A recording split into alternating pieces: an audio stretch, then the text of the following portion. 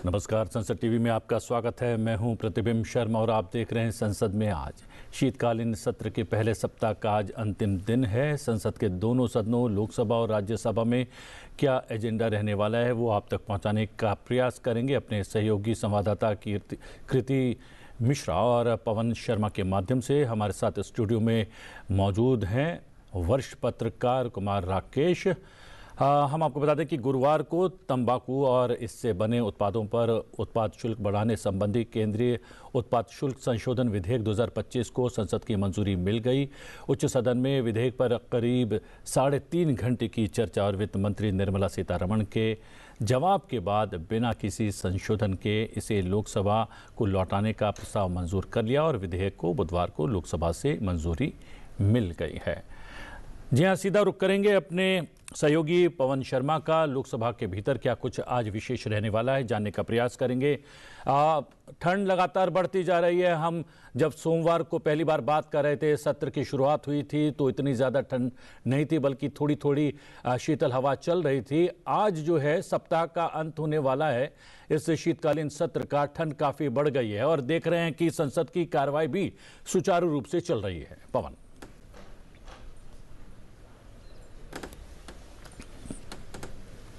प्रतिबिंब बिल्कुल सही कहा आपने कि बाहर जो है मौसम में ठंड जो है वो बढ़ गई है, पर अंदर जो है शुरुआती अगर आपने बात करी सोमवार को गर्माहट महसूस हुई थी क्योंकि विपक्ष की तरफ से जो है वो व्यवधान किया गया था। पर पिछले 2 दिनों से अगर हम देखें, जब से ये वंदे भारत पर चर्चा और उसके बाद जो इलेक्टोरल रिफॉर्म्स हैं उसके ऊपर चर्चा के लिए समय तय हो गया, उसके बाद जो है कार्य जो है वो अच्छे से हो रहा है, सुचारू रूप से हो रहा है। और जैसा आपने बताया कि बिल भी पारित हो रहे हैं संसद में। अगर मैं आज के एजेंडे की बात करूं प्रतिबिंब, तो हम सभी जानते हैं कि महत्वपूर्ण होता है प्रश्नकाल, और प्रश्नकाल में आज जो है वो स्वास्थ्य मंत्रालय से संबंधित सवाल हैं और आयुष मंत्रालय से संबंधित सवाल हैं। अगर मैं बात करूं संख्याओं की, तो आज हेल्थ और फैमिली वेलफेयर मिनिस्ट्री से जुड़े 9 प्रश्न हैं, आयुष मंत्रालय से जुड़े 4 प्रश्न हैं, केमिकल और फर्टिलाइजर जो विभाग डिपार्टमेंट है उससे संबंधित 2 प्रश्न हैं, और पोर्ट्स और शिपिंग से जुड़े भी 2 अहम प्रश्न हैं। अगर मैं प्रश्नों की कितने अहम है उनकी बात करूं, तो ये भजनलाल जाटव हैं, कांग्रेस के सांसद हैं, करौली धौलपुर राजस्थान से। उनका प्रश्न है कि mail nutrition rate in Rajasthan कैसा है, कुपोषण की स्थिति राजस्थान में कैसी है। उनका ये कहना है कि कुपोषण जो है राजस्थान का, उस कुपोषण को लेकर उनका सवाल है, उसकी स्थिति उन्होंने पूछी है राजस्थान में। इसके साथ ही दीपेंद्र सिंह हुड्डा हैं, रोहतक से कांग्रेस के सांसद हैं, उन्होंने सेक्स रेशो पे चिंता जाहिर की है हरियाणा में खासकर, और वो जानना चाह रहे हैं हरियाणा के साथ साथ वो पूरे देश में सेक्स रेशो की कैसी स्थिति है। हालांकि इसमें सुधार हुआ है, पर हरियाणा की स्थिति को लेकर उन्होंने सवाल किया है। और उन्होंने ये भी पूछा है कि जो शुरू किया गया था अभियान बेटी बचाओ और बेटी पढ़ाओ का, उसमें कितनी प्रगति हुई है पिछले 5 सालों में और स्थिति कितनी बदली है देश में। तो सांसद का जो अधिकार रहता है वो पूछ रहे हैं इस बारे में। इसके साथ ही एक जो महत्वपूर्ण प्रश्न है प्रतिबिंब जो कह सकते हैं वो data on non communicable diseases, उससे संबंधित प्रश्न है कि जो गैर संचारी जो रोग हैं उनको लेकर सवाल है। डॉक्टर प्रभा मल्लिकार्जुन कांग्रेस की सांसद है, और इसके साथ ही डी पुरंदेश्वरी हैं, बीजेपी की सांसद हैं। उनका सवाल है कि जैसे देश में डायबिटीज बढ़ रही है, हाइपरटेंशन बढ़ रहा है, उसके साथ ही कार्डियोवास्कुलर जो डिजीजेज है वो बढ़ रही है, उनकी स्थिति को लेकर यह सवाल है। और महत्वपूर्ण प्रश्न इसलिए है क्योंकि देश में स्थिति ये बढ़ रही है, क्योंकि नॉन कम्युनिकेबल डिजीजेज हैं। अगर हम बात करें तो डायबिटीज की स्थिति देश में पेशेंट लगातार बढ़ रहे हैं, हाइपरटेंशन के भी बढ़ रहे हैं युवाओं में खासकर, और कोरोना के बाद जो कार्डियोवास्कुलर जो डिजीजेज है उसमें भी वृद्धि हो रही है। तो उससे संबंधित यह महत्वपूर्ण प्रश्न पूछा गया है। इसके साथ ही establishment of upgradation of nursing colleges, Byreddy Shabari हैं, टीडीपी की सांसद हैं, उनका सवाल है कि नर्सिस कॉलेज देश में कैसी स्थिति है। हालांकि हम बता दें कि देश में बहुत सारे एम्स खुले हैं, हर प्रदेश में मेडिकल कॉलेज की संख्या बढ़ रही है, मेडिकल सीट्स की संख्या बढ़ रही है, पर नर्सिंग कॉलेज की क्या स्थिति है, ऐसा प्रश्न उनकी तरफ से है। और एनके प्रेमचंद्र है, उनका सवाल गवर्नमेंट मेडिकल कॉलेजेस में केरला के पर्टिकुलर उन्होंने पूछा कि स्टाफ का पैटर्न कैसा है, वहां डॉक्टर्स ठीक हैं, स्टाफ है क्या, जितने मरीज आ रहे हैं उनके ऊपर डॉक्टर्स और जो नर्सें हैं उनकी स्थिति कैसी है, उससे रिलेटेड संबंधित है। और इसके साथ ही All India Institute of Ayurveda को लेकर भी सवाल है कि उसको बढ़ाया जा रहा है, क्योंकि सीता विहार में ये दिल्ली में ये स्थित है all India Institute of Ayurveda. और इसके साथ ही अपेक्स रिसर्च इंस्टीट्यूट योगा और नेचुरोपैथी को लेकर भी ये सवाल है। ये सवाल है। तो ये महत्वपूर्ण प्रश्न है, सभी स्वास्थ्य से जुड़े हुए देश में स्वास्थ्य की स्थिति को लेकर महत्वपूर्ण प्रश्नकाल आज होने वाला है। और अगर उसकी बात करूं तो पेपर ले 4 मंत्री पेपर ले करेंगे। इसके अलावा एक रिपोर्ट है कोल माइंस और स्टील की स्टैंडिंग कमेटी है, उसके चेयरमैन है अनुराग सिंह ठाकुर, वो कमेटी पेश करेगी। उसके बाद जो है मिनिस्टर्स की स्टेटमेंट है, एमओएस डिफेंस जो है संजय सेठ वो स्टेटमेंट देंगे। और इसके साथ ही जो किरण रिजिजू हैं संसदीय कार्य मंत्री, वो अगले हफ्ते के बिजनेस को लेकर भी स्टेटमेंट देंगे लोकसभा में, अगर मैं बात करूं। और इसके बाद जो बिल प्रतिबिंब जिस पे चर्चा चल रही है लोकसभा में, द हेल्थ सिक्योरिटी से नेशनल सिक्योरिटी सेस बिल 2025, उस पर चर्चा चल रही है। निर्मला सीतारमण ने कल स्टेटमेंट दी थी। ये जो उपकर है ये पान मसालों पे लगाने के लेकर, इसलिए ये उपकर विधेयक आया है और इसके ऊपर काफी चर्चा हो चुकी है। विपक्ष की तरफ से कांग्रेस ने इसका हालांकि विरोध किया कि सेस से कभी जो है फंड नहीं जुटाया जाता, आज तक तो ऐसा नहीं हुआ। हालांकि कुछ जो सांसद हैं सीपीएम के, उनका कहना था कि जो अगर ये सेस लगाया जा रहा है तो इसकी जो भी धन जुटेगा उसका 50% राज्यों को भी दिया जाए, तो ऐसी उनकी बात है। और इसमें फाइनेंस मिनिस्टर की तरफ से स्टेटमेंट आई है प्रतिबिंब के ये जो लगाया जा रहा है, ये सेस लगाया जा रहा है, ये पान मसाले तंबाकू से रिलेटेड चीजों पे लगाया जाएगा। जो आम चीजें हैं आटा दाल चावल और बाकी चीजें हैं उनके ऊपर ये सेस नहीं लगाया जाएगा। ये स्पष्टीकरण आपने विस्तार से जानकारी उपलब्ध करवा दी है। प्रश्नकाल में कौन कौन से मंत्रालयों से महत्वपूर्ण प्रश्न पूछे जाने हैं और कौन कौन से विधायक आज जिस पर चर्चा होगी और पारित हो सकते हैं, उसकी जानकारी उपलब्ध करवाई। बहुत बहुत धन्यवाद। 2 माननीय सांसद भी हमारे साथ स्टूडियो में जुड़ गए हैं। रोडमल नागर जी हैं सांसद लोकसभा रायगढ़ मध्य प्रदेश से, आपका बहुत बहुत स्वागत है। डॉक्टर अजीत माधवराव गोपछड़े जी हैं सांसद राज्यसभा महाराष्ट्र से हैं, दोनों का बहुत बहुत स्वागत है। बात पहले कर लेते हैं लोकसभा की। नागर जी, हमारे संवाददाता पवन बता रहे थे क्या कुछ विशेष होने वाला है और प्रश्नकाल में कहा कि स्वास्थ्य मंत्रालय से जुड़े हुए तमाम प्रश्न जो हैं आज पूछे जाने वाले हैं। लेकिन उससे पहले कल अब जो 2 दिन से सुचारू रूप से चल रही है संसद की कार्रवाई, वो एक अच्छी बात है। कल की बात करें तो कल एक विधेयक पारित भी हो गया है और आज भी एक बहुत महत्वपूर्ण विधेयक पारित होने की जिसकी संभावना है। तंबाकू और इससे बने उत्पादों पर उत्पाद शुल्क बढ़ाने संबंधी केंद्रीय उत्पाद शुल्क संशोधन विधेयक 2025 को संसद की मंजूरी मिल गई है। कितना महत्वपूर्ण? देखिए, ये तंबाकू और खास करके गुटखे और इसके उत्पादन पर जो उपकर लगाया जा रहा है, इसमें 2 भाव हैं। एक भाव तो ये कि धीरे धीरे इसमें कमी आए और दूसरा ये कि इससे जो आय अर्जित होगी उससे दूसरे जो सोर्सेस हैं, जहाँ आवश्यकताएं हैं, उनकी प्रतिपूर्ति होगी। और जो विपक्ष का आरोप है, कुछ लोगों को भ्रम है कि इस धन का दुरुपयोग होगा, ऐसा भी नहीं है। आदरणीय वित्त मंत्री जी ने कहा है कि इसमें राज्यों का भी उसी अनुपात में हिस्सा रहेगा, वो भी उसका समान रूप से उपयोग कर सकेंगे। और इसलिए ये बहुत ही, और अधिकांश दलों ने इसका स्वागत किया है, प्रशंसनीय है, स्वागत योग्य है और ये आ रहा है, आएगा, पास भी होगा। अजीत जी, ये लगभग 3-3.5 घंटे उच्च सदन में इस पर चर्चा हुई। चर्चा में आप भी सम्मिलित थे, वहाँ पर उस वक्त उपस्थित थे। क्या आप भी जो है रोडमल जी की राय से जो है इत्तेफाक रखते हैं कि इसका लाभ जो है राज्यों को भी मिलेगा और तंबाकू के सेवन पर थोड़ा सा लगाम कसी जाए, उसका भी प्रयास किया जा रहा है? मैं आदरणीय सांसद जी का आदर करता हूं, उनके समर्थन में मैं बात करना चाहता हूं, क्योंकि एक बहुत बड़ा पुण्य का काम मोदी सरकार ने किया है।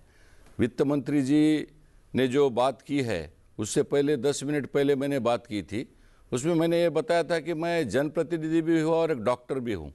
उस डॉक्टर के नाते से इस तंबाकू की क्या क्या हानि हो रही है इसके बारे में मैंने सारी चीज़ें बताई थी।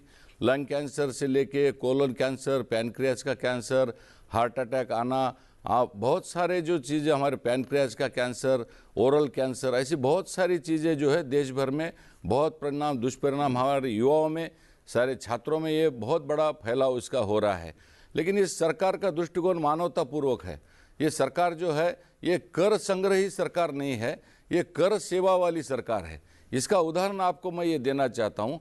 इस कर के माध्यम से आने वाला जो पैसा है ये सरकार स्वास्थ्य की योजनाओं में लगा रही है। इसके माध्यम से आयुष्मान भारत है, हमारी शिक्षा की संस्था जितने भी बड़ी हो सकती है, रिसर्च के इंस्टीट्यूट में है, हमारे प्राथमिक आरोग्य केंद्र है, हमारे जितने भी जो भी स्वास्थ्य से संबंधित जितने संस्थान हैं और जो नए खुलने वाले जो संस्थान हैं, इसमें इसका आने वाला जो कर है उसमें डालकर हमारे देश का स्वास्थ्य कैसा बढ़े। और ज़्यादा से ज़्यादा हम तो ये चाहते हैं कि कल मैंने ये भी बोला था कि हर सिगरेट के डब्बे पे तंबाकू के इसमें लिखता है कि ये बहुत ही खतरनाक है, इससे बहुत पीड़ा होती है। लेकिन मेरा कहना है कि सब कुछ सरकार ने करना, तो जनता ने क्या करना चाहिए? तो जनता ने भी इस आंदोलन में आना चाहिए। सारी उम्मीदें सरकार की तरफ से करे बिना एक पब्लिक अवेयरनेस का एक बड़ा जन आंदोलन भी जनता के माध्यम से होना चाहिए। हम जैसे सांसदों ने भी इसमें उतरकर एक तंबाकू मुक्त भारत के ओर हमको इस पहल का प्रयास करना चाहिए। और मेरा एक सारे स्वास्थ्य क्षेत्र के कर्मियों को भी मेरा बहुत बहुत नम्र निवेदन है कि सरकार ने इतनी अच्छी पहल की है, इसका कर भी बढ़ाया है और हमारे युवाओं को इससे दूर रखने के लिए कुछ उपाय भी किए हैं। और एक सबसे बड़ा महत्वपूर्ण विषय यह है कि हमारे स्कूल से और लेके कॉलेज तक के जो बच्चे हैं, इनको जो लत लगती है, इसमें एक पब्लिक अवेयरनेस का एक बड़ा अवेयरनेस का एजेंडा हमने चलाना बहुत ज़रूरी है। यह विधेयक बहुत अच्छा विधेयक है। इसके माध्यम से धीरे धीरे यह देश तंबाकू और इससे संबंधित आने वाली सारी जो हमारे सांसद जी ने जो बताया, जो गुटखा है, अलग अलग चीज़ें होती है, ये धीरे धीरे इस देश से हद पार होने का अब समय आ चुका है, ऐसे मुझे लगता है। जी कुमार राकेश जी, देखा जा रहा है कि बजट के दौरान पहले जो है सबसे ज़्यादा कर भी जो है तंबाकू और जो है अन्य जो है नशीले पदार्थों पर लगाया जाता था। जीएसटी भी सबसे ज़्यादा तंबाकू और उनसे बनने वाले उत्पादों पर लगाया जा रहा है। लेकिन अगर बात करें इस पर लगाम लगने की, जो है स्वास्थ्य अधिकारियों से जो आंकड़े आते हैं उसके अनुसार लगातार जो है मामले बढ़ ही रहे हैं तंबाकू से होने वाली बीमारियों के। क्या ये जो एक तर्क है कि इससे जो है तंबाकू के सेवन पर थोड़ा सा रोक लगेगी और रोक लगेगी तो स्वास्थ्य जो है वो बेहतर होगा लोगों का, कितना सही है? नहीं, टैक्सेशन का तो एक पहलू ये होता ही है कि जो खासकर इस बार जो डिमेरिट गुड्स है, हमेशा डिमेरिट गुड्स जिसमें गुटखा आ गया, टोबैको आ गया, लिकर आ गया, उन पर टैक्सेशन ज़्यादा होने का एक कारण ये भी है कि जब कीमत ज़्यादा होगी तो एक स्वाभाविक सी बात है कि इसका जो यूज़ करने वाले हैं उनमें कोई ना कोई इफ़ेक्ट पड़ेगा। और दूसरा क्या है कि इस बार जो जीएसटी रैशनलाइजेशन हुआ है जो सरकार की तरफ से, तो मैक्सिमम 40% जीएसटी था। तो जैसे टोबैको हो गया, गुटखा हो गया, तो इन चीज़ों पर मतलब 40% से ज़्यादा जीएसटी हो नहीं सकता है। इसलिए जो हमने लॉ देखे हैं कि एक तो एक्साइज के अंदर ये टोबैको को लाया है, और आज जो लोकसभा में बिल है जो सेस एक लग रहा है गुटखा पर, तो उससे ये होगा कि उस जीएसटी के बियॉन्ड भी उनको आप हायर टैक्सेशन कर सकते हैं, ताकि एक तो सरकार की जो एक रेवेन्यू है वो बढ़े। और आज वाला जो लोकसभा में जो बिल है वो हेल्थ से नेशनल सिक्योरिटी सेस है ना, कि गुटखे पर जो सेस लगेगा उसका उपयोग हेल्थ सेक्टर में और नेशनल सिक्योरिटी में किया जाएगा। और फिनांस मिनिस्टर ने ये आश्वासन भी दिया है कि जो हेल्थ का जो कंपोनेंट है वो स्टेट से भी हम शेयर करेंगे अवेयरनेस के लिए।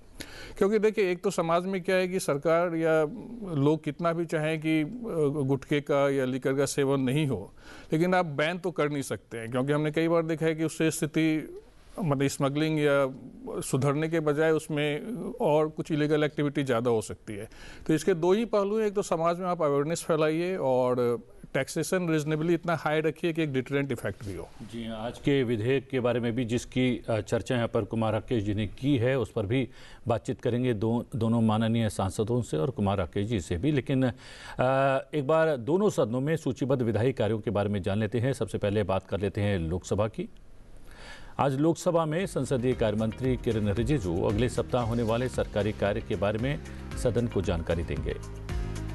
लोकसभा में आज एक बिल विचार तथा पारित किए जाने के लिए सूचीबद्ध है।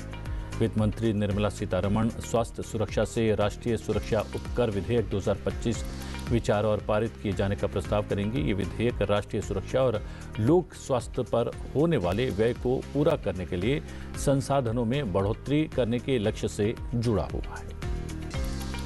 लोकसभा में प्राइवेट मेंबर्स बिजनेस शाम 3:30 बजे से 6 बजे के बीच लिया जाएगा। इनमें आज 253 बिल शामिल हैं। 248 बिल पुनर्स्थापित यानी इंट्रोड्यूस किए जाने के लिए लिस्टेड हैं और 5 बिल विचार और पारित किए जाने के लिए सूचीबद्ध हैं।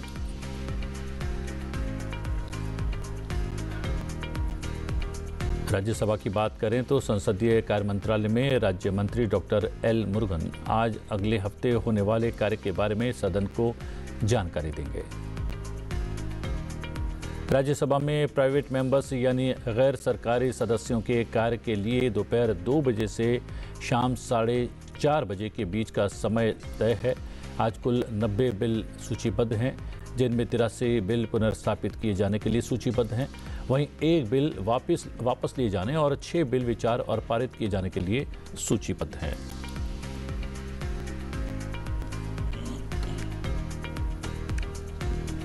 जिसका जिक्र कर रहे थे रोडमल जी, कुमार राकेश, स्वास्थ्य सुरक्षा से राष्ट्रीय सुरक्षा उपकर विधेयक 2025, ये भी कमोबेश उसी के आसपास है जो विधेयक पारित हो चुका है। जी बिल्कुल, लगभग ये भी उसी के जैसा ही है जी।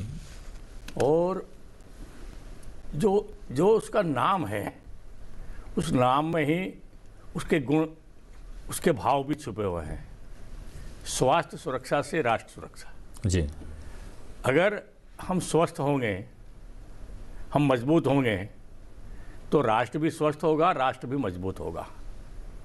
और राष्ट्र को मजबूत करने के लिए, हमारे स्वास्थ्य को मजबूत करने के लिए जो चीज़ें, जो अवधारणाएं, जो संकल्पनाएं सरकार के मन में हैं, उनको नियम में ला करके, उसको आधारभूत संरचना में ढाल करके और फिर समाज के सामने रखना और उसका क्रियान्वयन करना, उसी को आधार बना करके हमारे आदरणीय वित्त मंत्री जी ये आज का बिल लेकर के आए हैं।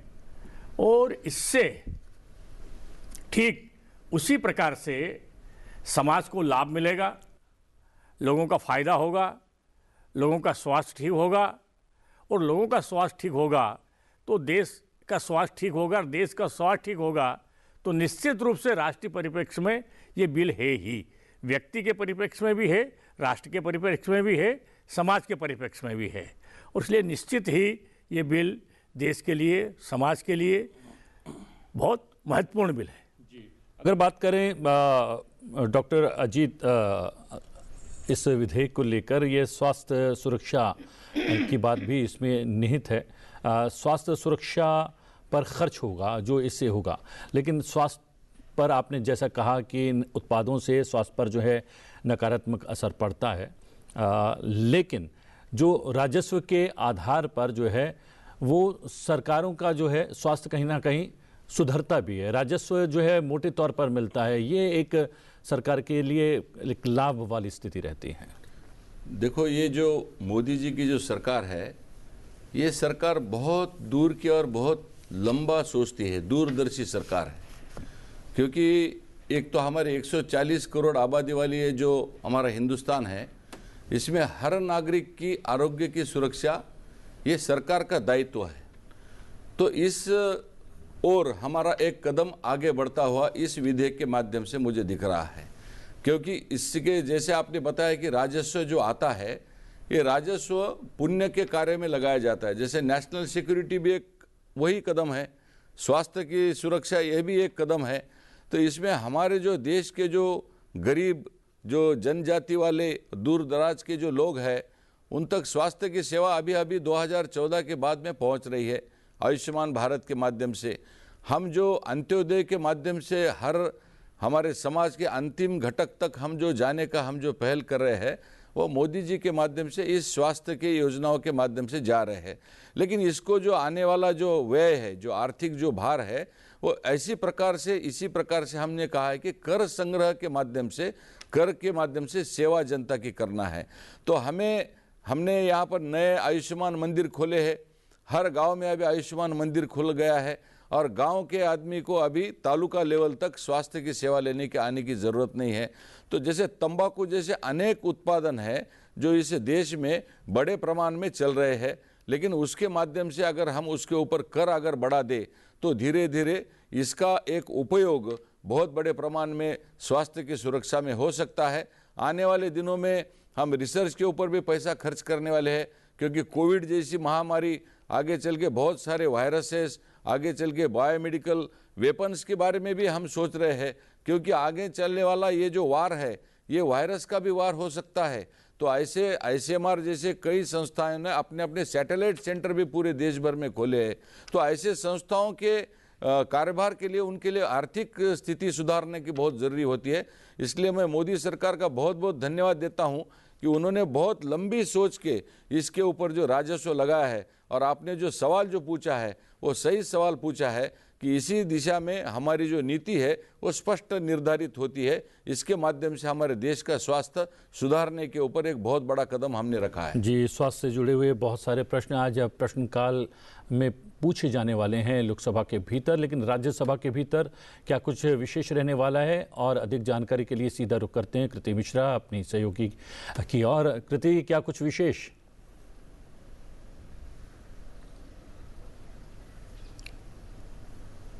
जी हाँ प्रतिबिंब, देखिए अगर हम राज्यसभा की आज के एजेंडे की बात करें तो सबसे पहले पार्लियामेंट्री स्टैंडिंग कमेटी की रिपोर्ट आएगी कोल, माइंस और स्टील पे।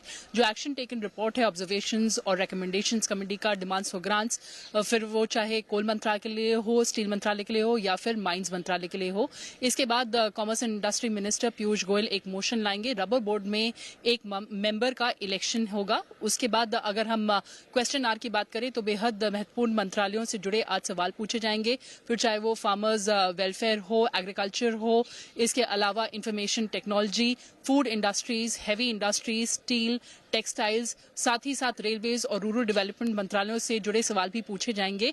कुछ अहम सवाल हैं एग्रीकल्चर मंत्रालय को लेकर कि किस तरह से MSP को एक लीगल गारंटी बनाई जाए, डबलिंग ऑफ फार्मर्स इनकम अभी कितना अचीवमेंट हो गया है। इसके अलावा अगर हम इंफॉर्मेशन टेक्नोलॉजी मंत्रालय की बात करें तो किस तरह से मैन्युफैक्चरिंग पर जोर दिया जा रहा है, और साथ ही डिजिटल इंडिया प्रोग्राम पर भी सवाल पूछे जाएंगे।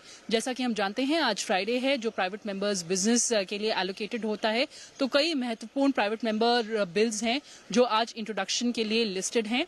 कुछ की अगर हम बात करें तो नदीमुल हक जो है TMC के सांसद, वो 3 बेहद महत्वपूर्ण इंट्रोडक्शन के लिए प्राइवेट मेंबर बिल्स लाएंगे। वो सरोगेसी से रिलेटेड है, एक कमेटी बनाने से रिलेटेड है जो मीडिया पर्सन्स को प्रोटेक्शन दे, और साथ ही साथ sexual harassment prevention at work place के लिए भी इंट्रोडक्शन के लिए बिल आएगा। इसके अलावा BJD सांसद doctor Sasmit Patra insolvency and bankruptcy code amendment bill लाएंगे, और साथ ही अगर हम मेधा कुलकर्णी जी की बात करें तो वो फूड सेफ्टी स्टैंडर्ड्स पर एक बिल लाएंगी। हमारे स्टूडियो में भी बैठे हैं डॉक्टर अजीत, उनके भी बेहद महत्वपूर्ण आज बिल्स हैं जो प्राइवेट मेंबर बिल्स हैं वो इंट्रोडक्शन के लिए लिस्टेड हैं। फिर चाहे वो एस्ट्रोलॉजी रेगुलेशन और प्रमोशन के लिए हो, साथ ही नेशनल ब्लड ट्रांसफ्यूजन के लिए हो। इसके अलावा कुछ बिल्स हैं जो लिस्टेड हैं कंसिडरेशन और पैसेज के लिए। डॉक्टर फौजिया खान का बिल है कि किस तरह से बच्चों को सेक्सुअल ऑफेंसेस से बचाया जाए। इसके अलावा हम जो बिल्स कंसिडरेशन के लिए हैं उनमें है विवेक तनखा जी का बिल जो कश्मीरी पंडितों के रिहैबिलिटेशन के लिए है। साथ ही साथ डॉक्टर सुरेंद्र नागर का बिल है मेंटल हेल्थ पर। इसके अलावा और भी बहुत महत्वपूर्ण बिल लिस्टेड हैं आज कंसिडरेशन के लिए, साथ ही साथ इंट्रोडक्शन के लिए। जी प्रतिबिंब। बहुत बहुत धन्यवाद कृति, जानकारी उपलब्ध करवाने के लिए। कृति मिश्रा हमारी सहयोगी बारीकी से बता रही थी क्या कुछ विशेष रहने वाला है राज्यसभा के भीतर। और निजी विधेयकों का दिन है लोकसभा के भीतर भी और राज्यसभा के भीतर भी, उसकी जानकारी भी उन्होंने उपलब्ध करवाई है। 3:30 बजे से 6 बजे के बीच लोकसभा में भी जो है प्राइवेट मेंबर्स बिजनेस के लिए रखा गया है। तकरीबन 250 के करीब जो है इस तरीके के विधेयक है। कितना महत्वपूर्ण हो जाता है, क्योंकि बहुत ज़्यादा जो है हमने देखा है कि इस तरीके के विधेयक जो हैं पारित नहीं होते हैं। ज़्यादातर सरकार जो है उसको ऑन कर लेती है, उसके बाद उस विधेयक को लाया जाता है। तो ऐसे विधेयक तो पारित हो जाते हैं, लेकिन उसके पश्चात भी कितना महत्वपूर्ण होता है, सदन के भीतर तो रखे जाते हैं ऐसे विधेयक। देखिए आज का जो दिन है ये खास करके जो प्राइवेट मेंबर बिल का जो दिन है ये माननीय सांसदों का दिन है और सांसदों के मन में, पूरे देश भर में सांसद जनता के बीच में रहते हैं और वहाँ पर दिखने वाली विसंगतियों को, वहाँ की कमियों को, कौन कौन सी चीज़ों में सुधार हो सकता है, कहाँ कहाँ पर परिवर्तन की आवश्यकता है, इन सारी चीज़ों को देख करके जनता के हितों को साधने के लिए वो अपनी रुचि, अपनी प्रकृति और अपनी स्थिति परिस्थिति के हिसाब से, समसामयिक स्थितियों के हिसाब से वो देख करके, सोच करके और प्राइवेट मेंबर बिल बनाते हैं और वो हाउस में उसको पुटअप करते हैं, सदन में उसको रखते हैं। और ऐसा नहीं है कि जो बिल आते हैं वो केवल जो सरकार उठा लेती है, सरकार ले लेती है, उसी के ऊपर अमल होता है। जब बात रखी जाती है तो ध्यान में आती है, उस रूप में नहीं, दूसरे रूप में। लेकिन भाव जब वो आ जाता है तो किसी दूसरी परिभाषा में हो सकता है, लेकिन उसके हित को साधने के लिए, उन समस्याओं के निवारण के लिए, उनके समाधान के लिए सरकार और सरकार के साथ सभी सहयोगी घटक उसके ऊपर अमल करते हैं, चलते हैं, विचार करते हैं। और प्राइवेट मेंबर बिल के माध्यम से माननीय सदस्य ने जो बात रखी है उसका कैसे समाधान होगा, किन साधनों से, किन कारकों से, किस माध्यम से उसका समाधान होगा। प्रारूप बदल सकता है, बिल उसका वो नहीं होगा, दूसरे को आधार बना करके हो जाएगा और कुछ का होता भी है। लेकिन ये सदस्यों के लिए और समाज के लिए एक बहुत अच्छा संदेश है, जिससे छोटी से छोटी बातें सदन के सामने देश की आती है। डॉक्टर अजीत, आपका भी एक विधेयक है, जैसा कि हमारी सहयोगी ने इस और इशारा भी किया है। ये सदन का ध्यान आकर्षित करने तक ही सीमित रहता है या इसके साथ और ज़्यादा गंभीरता जुड़ी होती है? और आपका जो विधेयक है वो कितना महत्वपूर्ण है, किस विषय को लेकर आ रहे हैं? देखो, मैं तो एक MBBS MD डॉक्टर हूँ।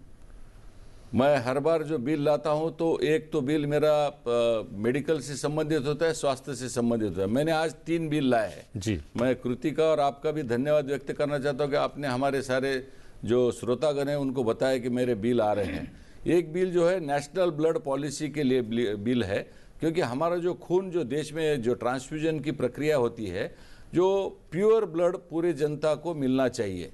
इसमें हम हेपेटाइटिस बी से लेके हेपेटाइटिस ए से लेके सी तक कॉन्टेमिनेटेड ब्लड हमारे पेशेंट को नहीं जाना चाहिए। उसका एक लॉ होना चाहिए, उसके आधार पर एक पॉलिसी होना चाहिए, उसके आधार पर एक बोर्ड होना चाहिए। और जितने भी ब्लड बैंक जो पूरे देश भर में काम कर रहे हैं, इसमें एक अच्छा रिवोल्यूशन आए कि हमारे देश के हर नागरिक को एक शुद्ध ब्लड मिल सके। मैं मेडिकल टेक्नोलॉजी का ज़्यादा प्रयोग नहीं कर रहा हूँ, क्योंकि हमारे श्रोतागण दूर दराज किसान, खेती से सब देखने वाले लोग हैं। लेकिन हमारे इस बिल के माध्यम से, ये आज जो बिल आया है नेशनल ब्लड का, ये आने वाले पीढ़ियों में एक स्वच्छ, शुद्ध, जो प्योर ब्लड हमारे देश के सारे नागरिकों को मिले, इसके लिए मैंने ये सारे जो हमारा ब्लड का कलेक्शन होता है, ट्रांसफ्यूजन प्रोसेस होता है, स्टोरेज होता है, डिस्ट्रीब्यूशन होता है, ये सारे स्टोरेज की फैसिलिटीज़ है, इसमें शुद्धता लाने के लिए मैंने एक बिल रखा है। दूसरा बिल जो है, जो कृति ने बताया नहीं, वो दूसरा बिल है गूगल मैप के बारे में। ये गूगल मैप जो है ये मल्टीनेशनल है। अभी हमारे मोदी जी स्वदेशी का नारा लेकर चल रहे हैं। बहुत सा बार ऐसे होता है कि 2-3 इंसिडेंट्स हुए कर्नाटक में, केरल में, वो गूगल मैप से कोई जिस जगह जाना था उस जगह पे नहीं गया, वो जंगल में गया। केरल में एक तो बड़ा हादसा हुआ, वो गूगल मैप के माध्यम से गया, वो कार जो है नदी में गिर गई। तो ऐसे जो विषय है, हमारे स्वदेशी जो बच्चे हैं, जो आज कॉलेज में काम करने वाले स्टार्टअप के जो लोग हैं, हमारे अनेक सारे जवान बच्चे, उनके माध्यम से हमारा इंडियन मैप भी बन सकता है। इसके माध्यम से जो गूगल मैप के अंदर की जो एडवर्सिटीज़ है उसको निकाल कर स्वच्छ, शुद्ध एक इंडियन हमारा मैप भी हमारा ला सकते हैं। तो इस बिल में मैंने, आप एक बार इंट्रोड्यूस होने के बाद आप पढ़ लीजिए, तो मैंने छोटी छोटी चीज़ें उस गूगल मैप में क्या क्या निगेटिविटीज़ है ये मैंने बताई है। और इंडिया का, हमारे देश का ये गूगल मैप जैसा एक मैप, स्वदेशी का नारा जैसे मोदी जी ने दिया है, वैसा भी हम कर सकते हैं। ऐसा मैंने इस बिल में इंट्रोड्यूस किया है। तीसरा बिल भी ज्योतिष शास्त्र, ये पुराने ज़माने में हमारा एक साइंस के आधार पर ये एस्ट्रोलॉजी है, जो भविष्य शास्त्र है, ज्योतिष शास्त्र है, इसका एक साइंटिफिक रीजन है। इसका खगोल शास्त्र के साथ भी एक संबंध है। इसके ऊपर पूरा स्टडी हुआ है, क्योंकि हमारे वेद, उपनिषद, हमारे नालंदा, तक्षशिला जो विद्यापीठ होते थे, जो आक्रमणकारियों ने उनको उद्ध्वस्त कर दिया, लेकिन मोदी जी ने नालंदा और तक्षशिला का पुनर्जीवन करके इस देश की पुरानी विरासत को आगे लाया है। तो ये जो साइंस है, हमारा एस्ट्रोलॉजी है, ज्योतिष शास्त्र है, भविष्य शास्त्र है, खगोल शास्त्र है, ये सारी चीज़ों के माध्यम से एक साइंटिफिक दिशा देने वाला एक शास्त्र है। इसका भी हम साइंस के आधार पर इस भविष्य शास्त्र को, या ज्योतिष शास्त्र जिसको हम कहते हैं, इसका भी एक इंट्रोडक्शन मैंने इस बिल के माध्यम से किया है। इसमें बहुत सारे बिल बहुत अच्छे चिल्ड्रंस का प्रोटेक्शन एक्ट है, इसमें हमारे नागरिकों के प्रोटेक्शन का एक्ट है, सरोगसी के बारे में भी एक एक्ट है, हैरेसमेंट ऑफ वुमेन्स के बारे में भी है। तो हमारे देश की नारी सशक्त हो, हमारी बहू बेटियां भी ताकतवर हो, और सबसे अच्छा है जो बेटी बढ़ाओ, बेटी पढ़ाओ और बेटी उनको आगे लेके जाओ, ये मोदी जी का जो हमारा नारा है, इसको आगे लेके जाने के लिए ये सारे जो विधेयक है ये बहुत ही महत्वपूर्ण है, क्योंकि ये हमारा दिन है। इस दिन जो भी समाज में, देश में जो हर चीज़ हमारे सामने दिखती है, इन सारे चीज़ों का प्रतिबिंब इन हमारे बिल में आता है। और ये जो बिल है ये इंट्रोड्यूस करने में बहुत मशक्क़त करनी पड़ती है, बहुत मेहनत करनी पड़ती है, और इसके लिए पूरा रिसर्च करके सारा डाटा जब हम देते हैं तभी ये हमारी राज्यसभा और लोकसभा इसको एक्सेप्ट करती है।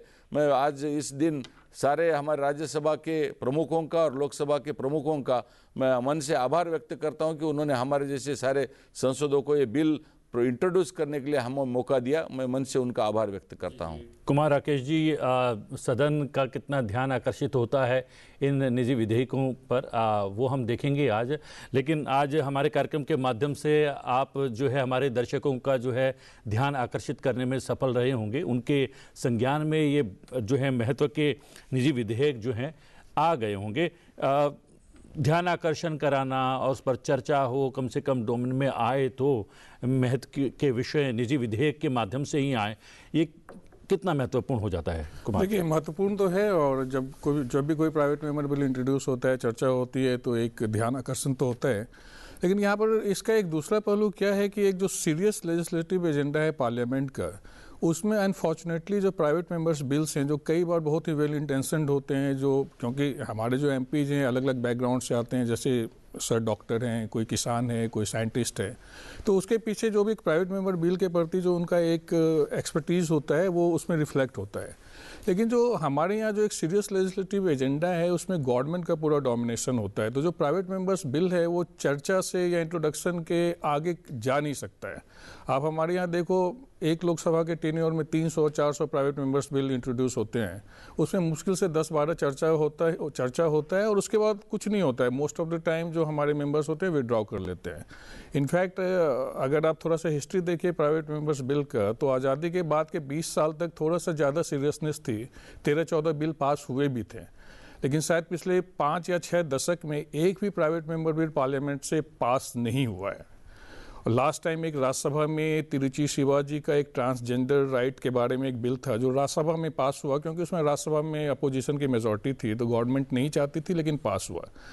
तो एज ए जर्नलिस्ट मुझे ये लगता है कि प्राइवेट मेंबर्स बिल कई बार उनमें एक एक्सपर्टीज़ होती है, उनमें एक विज़न होता है जो कई बार गवर्नमेंट उस तरीके से नहीं सोच पाती है। तो मुझे लगता है कि प्राइवेट मेंबर्स बिल को थोड़ा सा ज़्यादा सीरियस स्पेस मिलने की हमारे पार्लियामेंट में ज़रूरत है, जो चर्चा और इंट्रोडक्शन से थोड़ा आगे कभी बढ़ सके। ये नेशनल ब्लड पॉलिसी से जुड़ा भी एक विधेयक है डॉक्टर अजीत का। क्या इस अगर नेशनल ब्लड पॉलिसी की अगर बात करें तो क्या सरकारों को समय समय पर एक जो है समय निहित कर दिया जाना चाहिए कि आपका ब्लड टेस्ट होगा ही होगा और सरकार के माध्यम से होगा? इसके माध्यम से भी जो है जो शुद्ध ब्लड जो है लोगों को मुहैया हो पाए, ये एक रास्ता हो सकता है क्या? जी नागर जी। ये बिल्कुल बहुत अच्छी बात है और होना भी चाहिए। सरकार स्वास्थ्य के लिए बहुत सजग है। जैसा आदरणीय डॉक्टर साहब ने बताया था कि हर 5000 की आबादी के ऊपर एक उप स्वास्थ्य केंद्र पूरे देश भर में सरकार ने प्रारंभ किए हैं और जगह जगह नीचे तक सरकार की प्रेरणा से और जनप्रतिनिधियों के सहयोग से जगह जगह ये रक्तदान शिविरों का भी नीचे तक जो रक्त देने में बड़ी आनाकानी करते हैं, लोग डरते हैं, खास करके ग्रामीण क्षेत्र में रक्त देना, खून देना है ना, बहुत बड़ी समस्या होती है। इसको उसका मोटिवेशन देने के लिए, उनको उत्साहित करने के लिए, उनके मन की झिझक मिटाने के लिए क्षेत्र क्षेत्र में, गांव गांव तक, नीचे नीचे तक जो है ये रक्तदान शिविर आयोजित किए जा रहे हैं और उसके माध्यम से उनके ग्रुप्स भी बनते हैं, उनके समूह भी बनते हैं, टीमें भी खड़ी हो रही है और ये काम जो है एकदम से लागू कर दिया और हो जाएगा, ऐसा नहीं है। धीरे धीरे नीचे तक जन चेतना जाए और रक्त का परीक्षण, जब रक्तदान होता है तो उसका टेस्ट होता है, लोगों को ध्यान में आता है, उनकी झिझक मिटती है, ब्लड बैंक बनते हैं और आगे कैसे अच्छी से अच्छी सुविधा हो, उनका रख रखाव, उनकी आवश्यकता, उनकी प्रतिपूर्ति, इसके लिए सरकार सजग है और समाज में भी ये भाव ज़्यादा से ज़्यादा पैदा हो कि हमारे रक्त से दूसरे की जान बचे और समाज के प्रत्येक घटक के शरीर में कौन सा रक्त है, कौन सी कमियां हैं, कौन सी दिक्कतें हैं, ये भी उसको ध्यान में आए ताकि उसके लिए भी सावधानी बरती जा सके। इसके लिए सरकार निरंतर प्रयास कर रही है और समाज को भी जागरूक कर रही है और समाज को भी इसमें आगे आना चाहिए। समाज को आगे आना चाहिए और गूगल मैप से जुड़ा हुआ भी एक निजी विधेयक है, 3 विधेयकों में से डॉक्टर अजीत का। लेकिन जहां तक मेरी जानकारी है, भारत का स्वदेशी नेविगेशन सिस्टम तो शायद तैयार हो चुका है, उस तरीके से वो प्रयोग में नहीं लाया जा रहा है। कुमार राकेश, क्या कुछ जानकारी है, क्या कुछ साझा करना चाहेंगे इस विषय में? स्वदेशी नेविगेशन सिस्टम के बारे में मैंने सुना तो है, लेकिन और बहुत सारे लोग शायद मोबाइल पर यूज़ करते भी हैं जी, लेकिन जो डोमिनेंस है मार्केट में वो तो गूगल का ही है। तो इसमें जैसे डॉक्टर साहब ने बोला कि कहीं ना कहीं इसको सोचने की ज़रूरत है, क्योंकि गूगल की तो पिछले 2 सालों 4 साल में कई खबरें भी आई कि इनफैक्ट लोगों की डेथ भी हो गई है, गूगल मैप को नेविगेट करते करते किसी सड़क पुल के नीचे ही गिर गए या गड्ढे में गिर गए।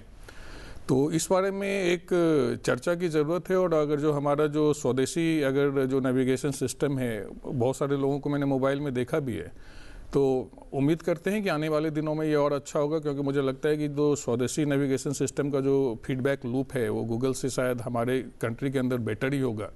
तो आने वाले समय में वो बेहतर होगा ताकि किसी भी तरीके की दुर्घटना और किसी भी तरीके का अनफॉर्चुनेट बात ना हो। ये स्वदेशी नेविगेशन सिस्टम इसलिए भी महत्वपूर्ण हो जाता है रोडमल नागर जी कि सुरक्षा भी इससे सीधी तौर पर जुड़ी हुई है। न केवल हमारे प्रतिष्ठान बल्कि निजी तौर पर भी हर एक व्यक्ति किसी की निगाह में लगातार बना हुआ है, कौन क्या कर रहा है, कहाँ जा रहा है। इसलिए भी हमें जो है स्वदेशी नेविगेशन सिस्टम की बेहद आवश्यकता है।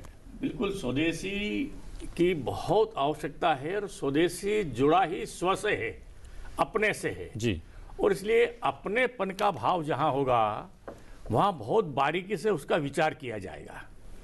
अब गूगल वालों ने बना दिया, क्या भरा क्या नहीं भरा, क्या उसकी आवश्यकताएं हैं, क्या उसकी चीज़ें हैं, लेकिन स्वदेशी ये स्व के आधार पर, हमारे अपने आधार पर, हमारी अपनी आवश्यकताओं के आधार पर हम उसमें फिटअप करेंगे, उसकी प्रतिपूर्ति करेंगे और इसलिए हर चीज़ में, हर दिशा में स्वदेशी का भाव, आदरणीय माननीय हमारे प्रधानमंत्री नरेंद्र मोदी जी का जो सपना है, स्वदेशी, स्वचिंतन, स्वदिशा, ये इसको आधार बना करके स्व के आधार पर हमको चलना ही पड़ेगा।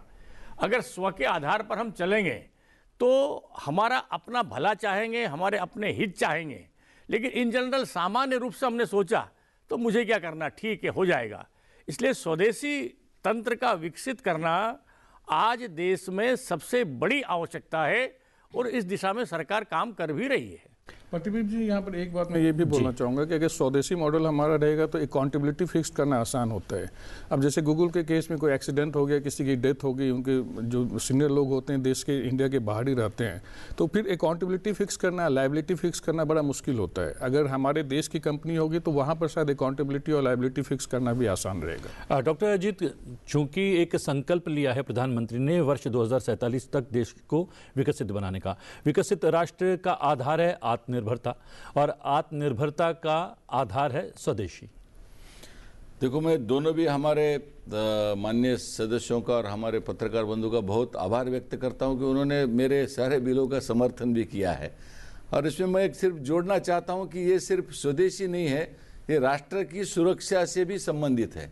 क्योंकि हम हमारे देश के साथ जो हमारे जवान भाई, जो लोग छात्र छात्राएं जो बनाते हैं स्टार्टअप, ये बड़ा ही हमारा मैं तो कहता हूं कि हमारे लोगों का इंटेलेक्चुअल कोशेंट जो होता है, IQ लेवल जो है, ये दुनिया के सारे लोगों से बहुत बड़ा है। और हम हमारे देशभक्ति से जागरूक है।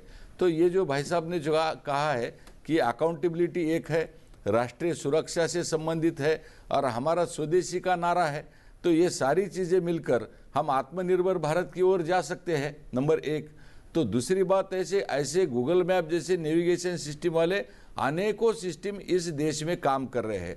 जैसे मैं उदाहरण के तौर पे कहना चाहता हूं कि मेरे मराठवाड़ा के किसानों के लिए मैंने एक सी बैंड डॉपलर की मांग की थी, जिससे हवामान का अंदाज आ सके, पानी गिरने वाला है, चक्री बादल आने वाला है, चक्रवात आने वाला है। तो माननीय जितेंद्र सिंह जी ने मेरे एक ही पत्र के ऊपर मेरे मराठवाड़ा के किसानों को सी बैंड डॉपलर दिया। तो उसके में वो सी बैंड डॉपलर हमारे स्वदेशी तंत्रज्ञान का है। तो ऐसे प्रकार के हमारे देश में जितने भी बाहर के देश के जो सिस्टम बने हैं, उनको धीरे धीरे अब बाजू को करके हमारे देश के स्वदेशी तंत्र को लाना बहुत जरूरी है, जिसमें किसानों के संबंधित है, सुरक्षा से संबंधित है, स्वास्थ्य उपकरणों से संबंधित है। जैसे मैंने अभी ब्लड पॉलिसी के बारे में बताया, सारे देश भर में जितने भी ब्लड बैंक है, इन ब्लड बैंकों का एक सूत्रीकरण होना जरूरी है, इनको एक समान रेशा में लाना जरूरी है, उनका आदान प्रदान चर्चा एक दूसरे के साथ करना जरूरी है, और इनको एक नेशनल ब्लड पॉलिसी के थ्रू इन सारे ब्लड बैंकों को एक साथ अगर हम लाएंगे, तो इसके माध्यम से भी हम एक, जैसे आपने कहा, तो बहुत सारे इन्फेक्शियस डिसीजेस होने की संभावनाएं कम हो सकती है। क्योंकि मैं खुद डॉक्टर हूं और एक ब्लड बैंक का मैं अध्यक्ष भी रह चुका हूं, तो मैं इन चीज़ों से गया हूं। तो इसमें कलेक्शन कैसे करते हैं, टेस्टिंग कैसे करते हैं, प्रोसेसिंग कैसे करते हैं, हम इसका डिस्ट्रीब्यूशन कैसे करते हैं। भाई साहब ने अभी रक्तदान शिविरों की बात की है, इन रक्तदान शिविरों का एक प्रोटोकॉल भी होना चाहिए, किस तरह से ब्लड उसका कलेक्ट करना, किस तरह से बैग में डालना, किस तरह से स्टोरेज करके, किस तरह से ट्रांसपोर्ट करना, ट्रांसपोर्ट करके ब्लड बैंक में किस तरह से उसको सिक्योर्ड लेवल में उसको ग्लोव्स पहन के लेके गए क्या नहीं गए हैं, ये सारी चीज़ें लेकर पेशेंट के शरीर में ब्लड को इंट्रोड्यूस करने तक ये ब्लड पूरी तरह से प्योर रहना चाहिए। क्योंकि कोई भी कॉन्टेमिनेशन बोले तो हमारे देश के नागरिक को, किसान को ये खतरा हो सकता है। इसलिए मैं आपसे विनती करता हूं हमारे श्रोतागण को कि देश के इस पहल को, मोदी जी के इस पहल को, जो स्वदेशी की जो पहल है, इसको अपनाने के लिए इस टीवी, सांसद टीवी के माध्यम से सारे देश के किसानों को और नागरिकों को और माता बहनों को मैं कहना चाहता हूं कि स्वदेशी अपनाओ और राष्ट्रभक्ति जगाओ।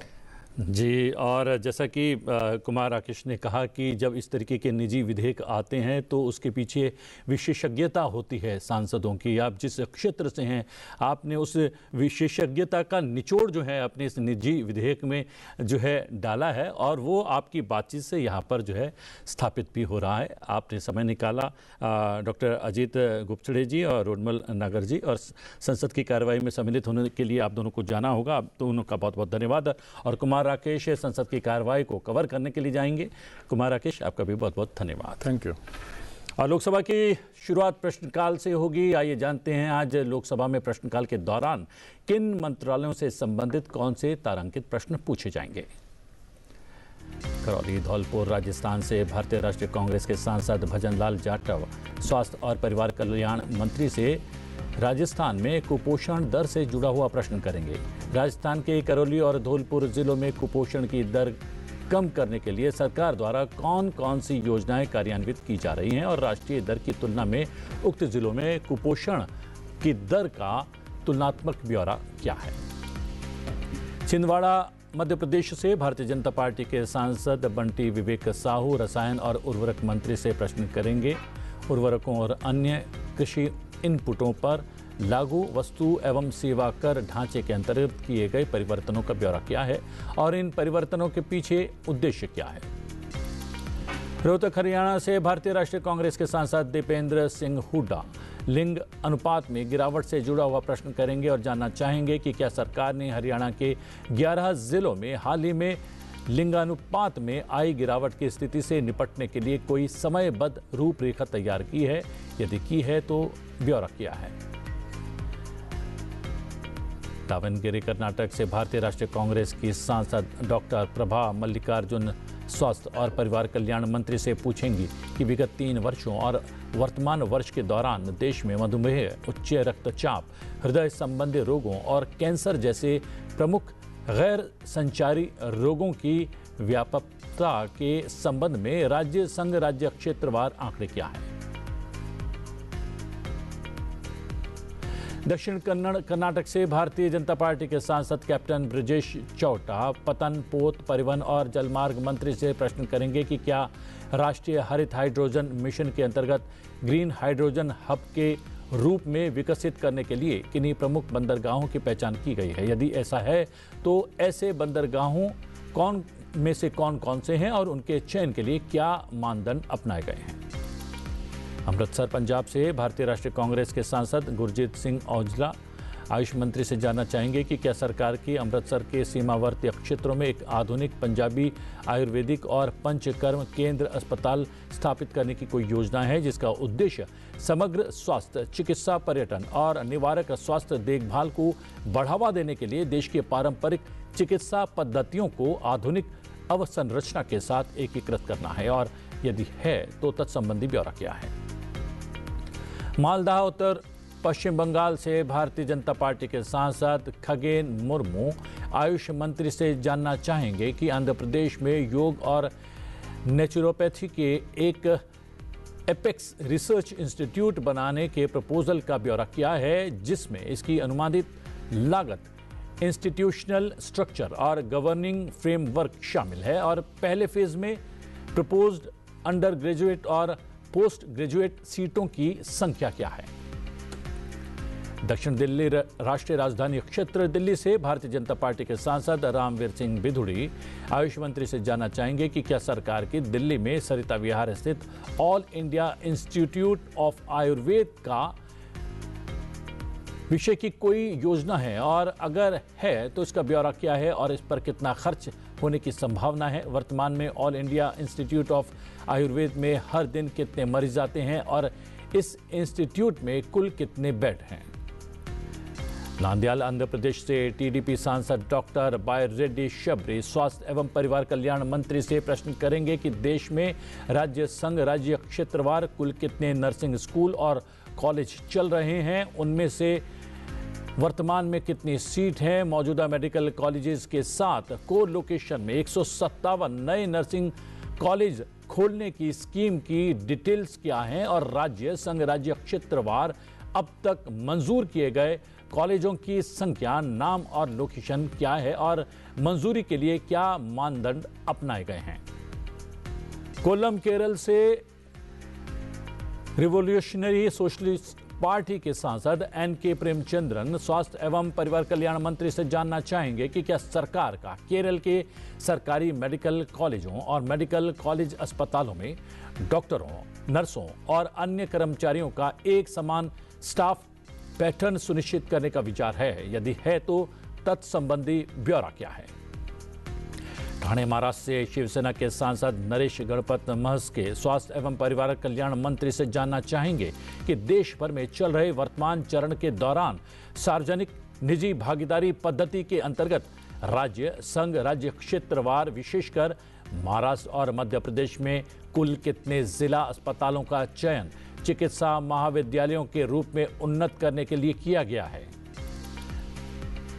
नमक्कल तमिलनाडु से द्रविड़ मुनित्र कशकम के सांसद माथेश्वरन वी.एस. कानून और न्याय मंत्री से जानना चाहेंगे कि वर्ष 2014 से अब तक हाई कोर्ट के जजों के ट्रांसफर पर सुप्रीम कोर्ट कॉलेजियम की कितनी सिफारिशों पर सरकार ने दोबारा विचार करने की मांग की है और इसका केस टू केस ब्यौरा क्या है।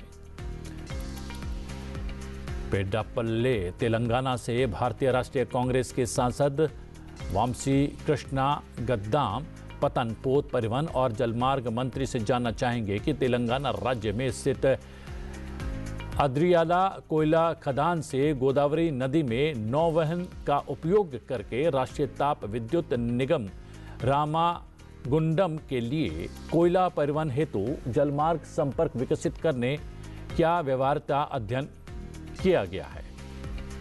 कुशीनगर उत्तर प्रदेश से भारतीय जनता पार्टी के सांसद विजय कुमार दुबे महिला और बाल विकास मंत्री से पूछेंगे कि स्वस्थ नारी सशक्त परिवार अभियान के उद्देश्य फोकस एरिया का ब्यौरा क्या है, विशेषकर मैटरनल हेल्थ इंडिकेटर्स में सुधार लाने के लिए इसके स्वास्थ्य संबंधी परिणामों का राज्य संघ राज्य क्षेत्रवार ब्यौरा क्या है, आकांक्षी जिलों क्षेत्रों में जिला विशिष्ट कार्यनीतियों के साथ साथ हेल्थ और न्यूट्रिशन पहलों के साथ तालमेल में इस अभियान को किस प्रकार कार्यान्वित किया जा रहा है। सोनीपत हरियाणा से भारतीय राष्ट्रीय कांग्रेस के सांसद सतपाल ब्रह्मचारी रसायन और उर्वरक मंत्री से सवाल करेंगे कि क्या हरियाणा के सोनीपत लोकसभा निर्वाचन क्षेत्र में समय समय पर यूरिया, डीएपी, एनपीके और पोटाश जैसे विभिन्न उर्वरकों की उपलब्धता में कमी देखी गई है। यदि ऐसा है तो तत्संबंधी ब्यौरा क्या है। उज्जैन मध्य प्रदेश से भारतीय जनता पार्टी के सांसद अनिल फिरोजिया आयुष मंत्री से जानना चाहेंगे कि सरकार द्वारा देश में राज्य संघ राज्य क्षेत्रवार शुरू किए गए आयुष के बहुमुखी मापदंड के लिए digitised retrieval application for versatile yardstick portal के मुख्य उद्देश्य और विशेषताएं क्या है। आदिलाबाद तेलंगाना से भारतीय जनता पार्टी के सांसद गोडम नागेश स्वास्थ्य और परिवार कल्याण मंत्री से जानना चाहेंगे कि वर्ष 2024-25, 25-26 के दौरान राष्ट्रीय स्वास्थ्य मिशन और आयुष्मान भारत प्रधानमंत्री जन आरोग्य योजना के अंतर्गत तेलंगाना राज्य को जारी की गई केंद्रीय निधियों की कुल राशि वर्षवार कितनी है। बीरभूम पश्चिम बंगाल से अखिल भारतीय तृणमूल कांग्रेस की सांसद शताब्दी राय बनर्जी स्वास्थ्य और परिवार कल्याण मंत्री से जानना चाहेंगी कि देश में कुल स्वास्थ्य खर्च के प्रतिशत के रूप में मरीजों के स्वास्थ्य पर उनकी जेब से होने वाले खर्च का ब्यौरा क्या है। क्या दुनिया के दूसरे देशों की तुलना में भारत का ओओपीई हिस्सा सबसे ज्यादा है और अगर ऐसा है तो ब्यौरा क्या है। अकोला महाराष्ट्र से भारतीय जनता पार्टी के सांसद अनूप संजय धोत्रे विदेश मंत्री से जानना चाहेंगे कि दुनिया भर में सभी भारतीय मिशनों और पोस्टों में अपग्रेडेड पासपोर्ट सेवा प्रोग्राम वर्जन 2.0 के लागू होने की मौजूदा स्थिति क्या है। साथ ही एआई इनेबल्ड सहायता, बायोमेट्रिक अपग्रेड और अगली पीढ़ी के ई पासपोर्ट की ग्लोबल शुरुआत सहित शुरू की गई एडवांस टेक्नोलॉजिकल सुविधाओं का ब्यौरा क्या है। नैनीताल उधम सिंह नगर उत्तराखंड से भारतीय जनता पार्टी के सांसद अजय भट्ट स्वास्थ्य और परिवार कल्याण मंत्री से जानना चाहेंगे कि क्या सरकार को इस बात की जानकारी है कि उत्तराखंड राज्य में सरकारी अस्पतालों की हालत बहुत दयनीय है। यदि ऐसा है तो तत्संबंधी ब्यौरा क्या है। अब जानते हैं राज्यसभा में पूछे जाने वाले आज के प्रश्नों के बारे में। राज्यसभा में कुल 15 प्रश्न पूछे जाएंगे, जिनमें कृषि एवं किसान कल्याण मंत्रालय से 6 प्रश्न, इलेक्ट्रॉनिकी और सूचना प्रौद्योगिकी मंत्रालय और ग्रामीण विकास मंत्रालय से 3-3, रेल मंत्रालय से 2 और वस्त्र मंत्रालय से 1 प्रश्न पूछा जाना सूचीबद्ध है। आइए नजर डालते हैं आज पूछे जाने वाले कुछ चुनिंदा प्रश्नों पर। उत्तर प्रदेश से भारतीय जनता पार्टी के सांसद नीरज शेखर का प्रश्न रेल मंत्रालय से। उनका प्रश्न है, बीते 3 वर्षों के दौरान उत्तर प्रदेश के बलिया स्टेशन और बिहार के बक्सर स्टेशन को देश के प्रमुख शहर से जोड़ने वाली ट्रेनों का वर्षवार ब्यौरा क्या है। और बीते 3 वर्षों के दौरान बलिया और बक्सर स्टेशन को देश के प्रमुख शहरों से जोड़ने के लिए शुरू की गई राजधानी, वंदे भारत आदि जैसी प्रीमियम हाई स्पीड ट्रेन का वर्षवार ब्यौरा क्या है। राजस्थान से भारतीय राष्ट्रीय कांग्रेस के सांसद मुकुल बालकृष्ण वासनिक का प्रश्न कृषि एवं किसान कल्याण मंत्रालय से प्रश्न है कि क्या ये सच है कि बड़ी संख्या में किसान और उनके संगठन सभी कृषि उत्पाद के लिए न्यूनतम समर्थन मूल्य के लिए विधिक गारंटी प्रदान करने हेतु केंद्रीय कानून बनाने की मांग कर रहे हैं। क्या सरकार न्यूनतम समर्थन मूल्य के संबंध में विधिक गारंटी प्रदान करने हेतु एक कानून बनाने पर विचार करेगी। महाराष्ट्र से शिवसेना सांसद मिलिंद मुरली देवरा का प्रश्न इलेक्ट्रॉनिकी और सूचना प्रौद्योगिकी मंत्रालय से प्रश्न है कि क्या सरकार ने आंध्र प्रदेश में एक कृत्रिम बुद्धिमत्ता AI हब के लिए स्वीकृति दे दी है या इस संबंध में कोई प्रस्ताव किया है। इस संबंध में ब्यौरा क्या है, क्या ये इंडिया AI मिशन या डिजिटल इंडिया फ्यूचर लैब्स के अंतर्गत आता है और इसके संचालन की समय सीमा क्या है। उत्तर प्रदेश से समाजवादी पार्टी के सांसद रामजी लाल सुमन का प्रश्न ग्रामीण विकास मंत्रालय से बीते 3 वर्षों के दौरान महात्मा गांधी राष्ट्रीय ग्रामीण रोजगार गारंटी अधिनियम मनरेगा के अंतर्गत जारी की गई धनराशि का राज्यवार ब्यौरा क्या है। क्या सरकार ग्रामीण अर्थव्यवस्था को पुनर्जीवित करने के लिए मनरेगा के अंतर्गत और अधिक धन प्रदान करने पर विचार कर रही है। मध्य प्रदेश से भारतीय जनता पार्टी की सांसद सुमित्रा वाल्मीकि का प्रश्न वस्त्र मंत्रालय से, क्या मंत्रालय ने देश के विभिन्न राज्यों में प्रचलित पारंपरिक हथकरघा वस्त्रों और डिजाइन का कोई मानचित्रण तैयार किया है। देश के अलग अलग राज्यों के विभिन्न वस्त्रों और डिजाइन की जानकारी सहित उनके इतिहास, कार्यात्मकता, उपयोग, बनावट आदि का ब्यौरा किया है। संसद में आज के लिए इतना ही। मुझे दीजिए आज्ञा, बने रहिए संसद टीवी के साथ, क्योंकि थोड़ी देर में आपको लेकर चलेंगे और दिखाएंगे लोकसभा और राज्यसभा की कार्रवाई की सीधी तस्वीरें। फिलहाल मुझे आज्ञा दीजिए, बने रहिए संसद टीवी के साथ। नमस्कार।